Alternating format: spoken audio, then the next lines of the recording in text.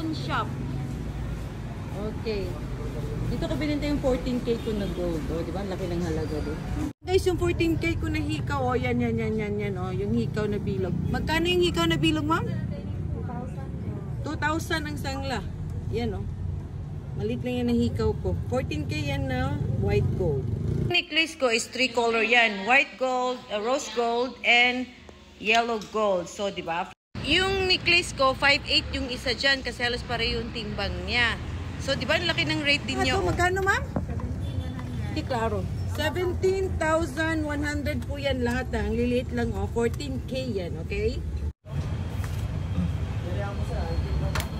Okay. Okay, ito na guys. 1, 2, 3, 4, 5. Pang-hospital to ha, pang-bayad sa hospital. Ito guys, pambili namin ng gamot, pang-hospital, bills. Sabi nila, kahit daw 8 carats, pwede silang tumanggap basta may gold. 8, 10, 14, tinatanggap nila yung carats na yun. Ma'am, 8 carats pwede kayo, di ba? Oh, 8, sabihin mo nga ma'am. 8 carats. 10 carats, di ba? Oh, di ba? Basta may gold. Tanggapin nila yan. Kaya huwag kayo matakot bumili na may carats kahit konti. Gamot pa lang, grabe. Everyday, daming resita.